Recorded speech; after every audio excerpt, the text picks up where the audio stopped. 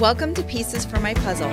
I'm your host, Nikki Ship, and I'm excited to be sharing with you my life with a son on the spectrum. This podcast is for anyone who is looking for quick tips and perspective, but most of all, for hope and inspiration. So sit back, relax, and let's put the pieces together. Better than verbally communicating, and that was something that I realized with Drayson at a very early age. And you can use art therapy as a tool to help with emotional issues and communication rather than a diagnostic tool. This is something that you can do and have fun with. And you can also help to explore not just emotions, but imagination too.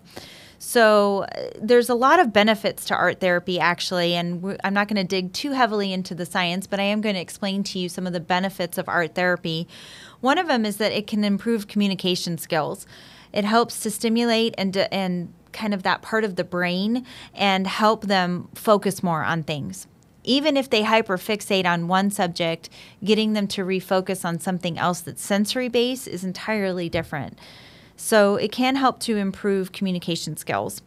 It can also build and develop feelings and emotions for children, making a craft to help them communicate their feelings and also teach them endurance and patience in solving a problem, even with an art task, can also be really beneficial for the child.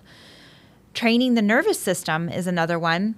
This is also something that's multisensory and that can help improve listening and touching. Drayson loves slime. I can't stand slime, but he loves slime. And so of recent, we've gotten these like science slime kits. I can't even say it without trying to cringe right now, but he loves the slime. And it's really, really funny because he now thinks it's funny that I get grossed out. So I will over-exaggerate my response a lot of times when we're sitting there and I'm like, ooh, is that slime? And he'll start to laugh and think it's funny. So we've kind of made this little game out of it. But in the meantime, I'm getting him to do something productive, right, when we're doing these slime kits. In fact, I hope he grows out of if there's, for some people that have PTSD. But that's what the original intention of her book was. But we have found some great art projects that we've been able to do with this book. And because Drayson does get anxiety, this has been helpful for us to have as an outlet for him. One of the ones I think we've done in here is called the emotions painting or emotions drawing, and we've been able to have him paint emotional landscape. And this has been really great because he's been able to kind of paint how he feels by color, and he associates color. Blue is sad, red is angry, green is, happy. So he's been able to identify by just kind of doing something simple like that based on how he's feeling.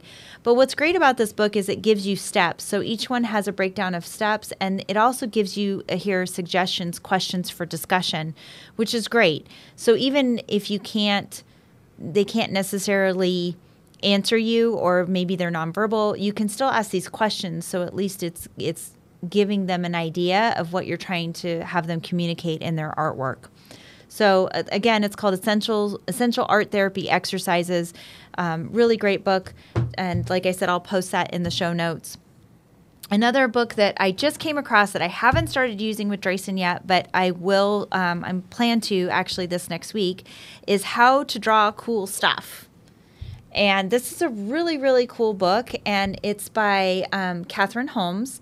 And it's intended for teachers and students, but I said to heck with it. So I went ahead and ordered it. Again, you can find this on Amazon. I'll let you know in a upcoming episode how it goes.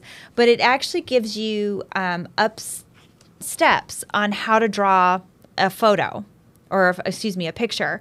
But what I like about it is it talks about how to shading. It talks about bringing things towards the front or towards the back in a drawing, how to make it look, more objective. And Drayson is obsessed with letters. And in here, they do have a segment. This is where I'm going to start with him, is they do have a segment on drawing letters, which I should have bookmarked it and I didn't. But it has a section here on drawing letters and even animals, objects, and it gives step-by-step instructions, and then it kind of walks you through understanding how to do it. So their whole concept is know, understand, and do. And again, it has some steps here along with the visual steps. And because Drayson is a visual learner, this will be great because I can go ahead and he can follow the steps, and he can also see visually how they're drawing that photo or that picture.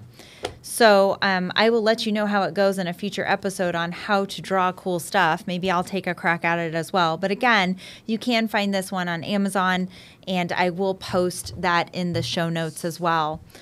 Another book that I did want to make mention is called Reaching the Child with Autism Through Art. And again, I will put the link to this in the show notes for you as well, so you can check that one out on Amazon. But it's specifically geared towards people on the spectrum, and it has a bunch of art projects in there that you can do. Honestly, I just forgot to grab it on the way out the door here to the podcast studio today, but I will go ahead and post that in the show notes for you to check out, because that would be a highly beneficial book for you as well. At the end of every episode, we want to do a story highlight or ask a question. And today I'm going to ask you guys the question, have you found a great art project that you've done with your child, and did it help you to connect with him and her? How did you guys connect while doing that art project? I would love to hear the answers to that question. You can email our show in at info@piecesformypuzzle.com. And if we read your response on the show, we're going to go ahead and send you a nice little gift as a thank you for participating. And like I said, I would love to hear also maybe if you have a link for that art project, send it over as well. And Drayson and I will try it out too. This concludes our episode for today. So please like and follow us on Facebook and Instagram. Subscribe to our YouTube channel if you haven't already at Pieces for My Puzzle. And if you like what you're hearing, please spread the word to the community. Let them know that we're here to help and offer more resources. And feel free to give us a good rating on your preferred podcast platform of choice. We always love the good ratings. And until next time, keep working on your puzzle. And remember, you don't have to have it all solved in a day. Take care.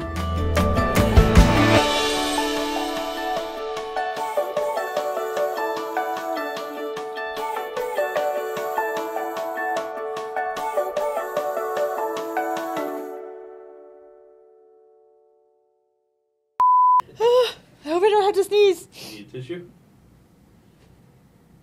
Blue cow. My mom always told me to say blue cow. Blue cow. Blue cow. Okay, now I don't have to sneeze. Okay. Thanks, Mom. We'll put that one in the blooper reel.